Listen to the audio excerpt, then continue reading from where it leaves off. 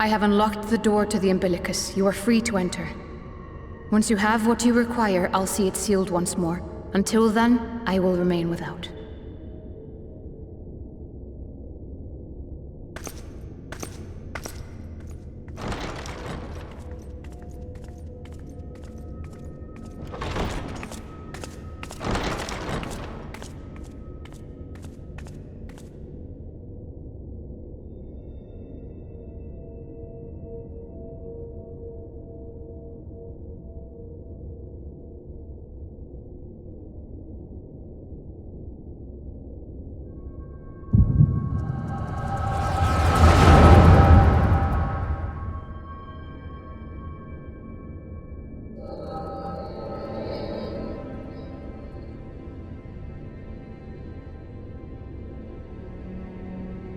A moment to collect my thoughts, I prithee. Thy true name is Grahatir, then.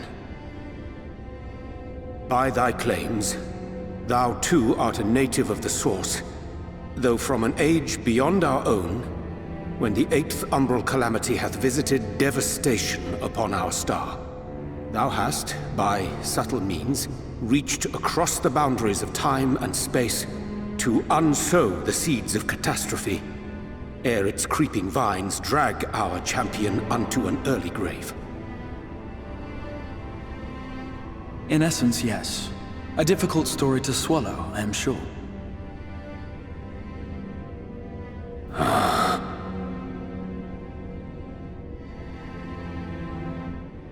I doubt not the veracity of thy words, not the account of thy coming, nor that of the fated calamity. Yet my mind straineth still to apprehend the enormity of this tale. Wouldst thou favor me with a gradual unfolding of its chapters? Certainly. But where to begin? I should start with those great minds who survived the calamity. Sid Garland being perhaps the greatest. In hopes of staying the unending tides of war, he and his fellows pursued all manner of possible solutions. One of these was rooted in a theory which unified several fundamental principles discovered over the course of the Warrior of Light's adventures. It proposed a method by which one could enter the River of Time, traverse the rift, and leap between worlds. Perfecting that idea, however, was a work which consumed their lifetimes. And thus was it left to future generations to decide whether theory would be put into practice. But all the while, the world continued to burn. Hope was a feeble outpost, beset on all sides by thievery and misery and murder. People cried out in despair, "There is no hope! We are finished. Mankind is finished." Then others raised their voices in answer. Though we be beyond salvation, those who came before may yet be saved. We will forge a crossroads and pave the way for a different future. By the wisdom of our forebears, we will prevent this calamity from ever having come to pass.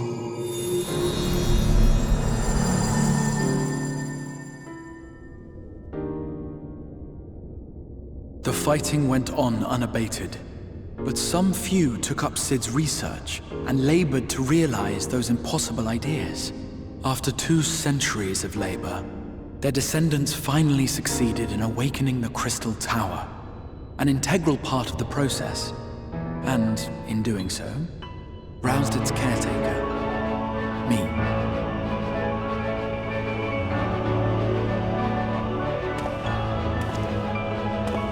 By this stage, scholars had largely established the phenomena underpinning the rejoining, and identified the first as the shard which precipitated the 8th umbral calamity. This grand structure was already capable of storing the energies required to attempt the translocation. All that remained was to augment some few of its functions based upon the theoretical models of Sid and his compeers. And by means of such technologies didst thou effect thine arrival in the first, to an age before this star had joined with the Source.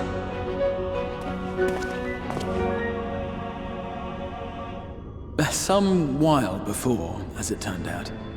'Tis all but impossible to predict how time will flow between one world and the next, and we missed our mark by almost an entire century. But this only worked in our favor. The Sin Eaters could not be defeated without the blessing of light, and summoning the only woman who might stand a chance against them would require decades of preparation. An undertaking of scarce credible endurance. That thou hast kept thy plan from falling into disarray these many years bordereth on the miraculous. Yet howsoever history be rewritten, thy present self was shaped by events which followed the calamity. Should said catastrophe be averted, the very skein of thine existence will unravel. Surely thou hast foreseen this. I am aware of the consequences. 'Tis for that very reason Sid and his colleagues bequeathed their legacy as an offering, and not an edict. To give all of oneself for the happiness of others, and with no promise of reward. 'Tis a hard thing to ask. Harder still for those condemned to survive in a world which pitted brother against brother. Indeed, you are right to call the execution of this plan miraculous, though the force which held it together was nothing so inexplicable. It was her. The warrior of light has been our unbroken thread.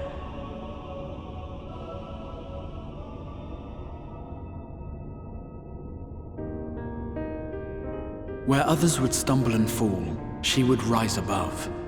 Where others would break and run, she would carry on. The warrior of light's tale is one of unyielding bravery. To tell it was to feel courage. To hear it was to feel hope.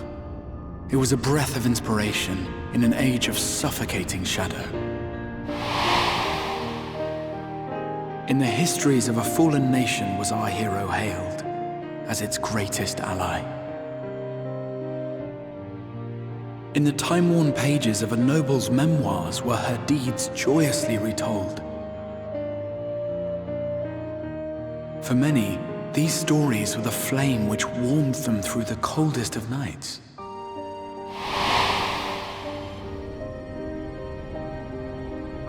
And so it should come as little surprise that the plan found no shortage of volunteers, concerning as it did the Warrior of Light herself.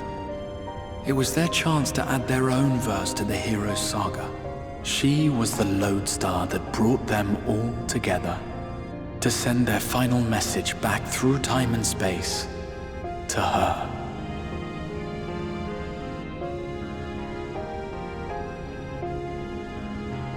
The light of your legacy was our torch in the darkness. Burn bright again and live.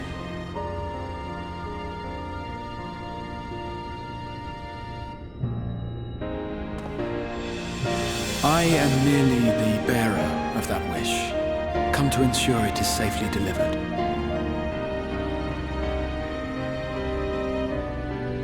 Wherefore sharest thou this burden with me and no other?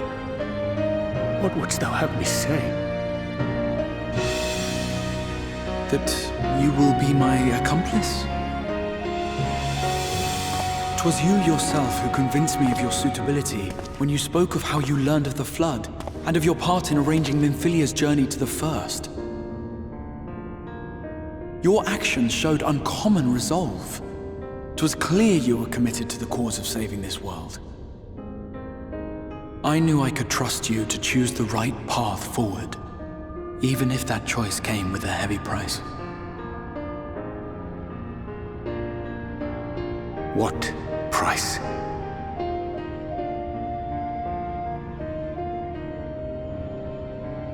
When all is said and done, and the last of the Light Wardens lies slain, I will absorb their corrupted ether, and then I will die. Knowing what I know of your companions, not to mention your champion, they will try to stop me, but in saving one, they would save none. Therefore, I implore you to aid me in concealing my identity and ensuring this tale ends as it must. To this end, I would have you take what I have told you of the calamity and make of it a portent, a prophetic vision you beheld in the swirling chaos of the rift.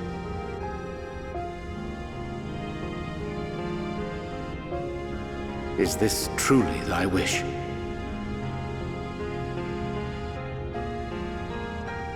History remembered the Warrior of Light, as I knew it would, and I will suffer no other to rescue the champion whose star has charted my course.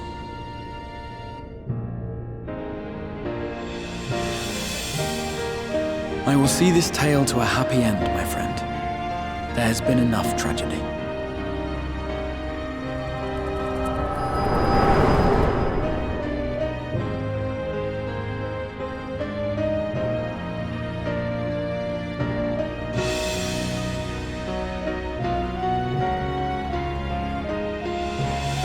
Careful now. If you lose control again, the light could claim you for good. Although it's probably only a matter of time before you succumb to the change in any case.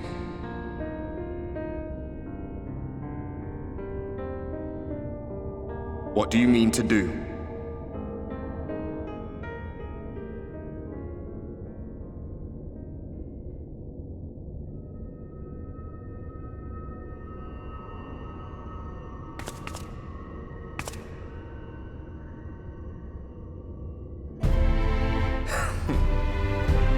We should be on our way. Diassian mentioned the tempest, did he not? That's the stormy seas around Calusia to you. His lair must be down there somewhere, hidden beneath the waves.